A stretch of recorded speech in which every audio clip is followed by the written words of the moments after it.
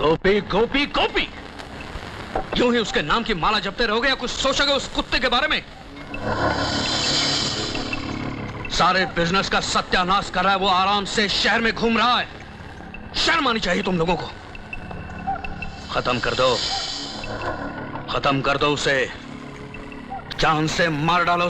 देखो अब आपसे क्या भाव ताव करना बहन जी, आप तो गोपी साहब की धर्मपत्नी हैं और फिर हमारे गोपी साहब तो वो हैं जिनका सारे शहर में चर्चा हो रहा है।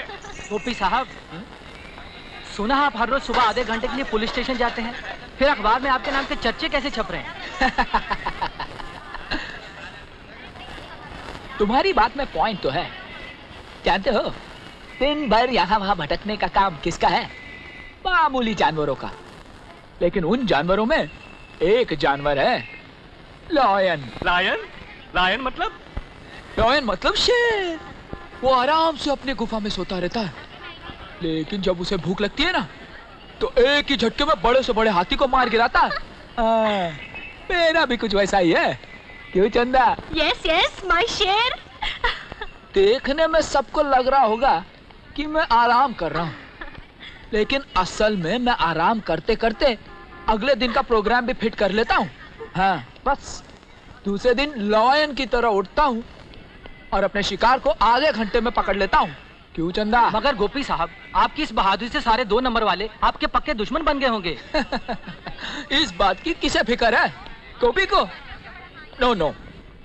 जानते हो, जहां से भी हम गुजरते हैं वहां से 2 नंबर वाले कौसों दूर भाग जाते हैं। मेरी तरफ बढ़ते हुए उनकी टांगे कांपने लगती है। बस यूं समझ लो कि पिस्तौल भी है और गोलियां भी, मगर वो हिम्मत नहीं जिससे मुझे गोलियां मार सके। चंदा, ये क्या हो रहा है? अरे गोपी साहब, गोलियां चल रही है, गोलियां। अरे गोलियां? गोपी, तुम छुप क्यों रहे हो? अरे पिस्तौल निकालो मेरे शेर। अच्छा, जय बजरंगबली।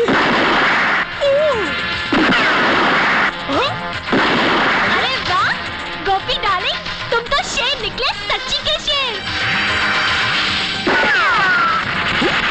गोपी, ये सब क्या हो रहा है?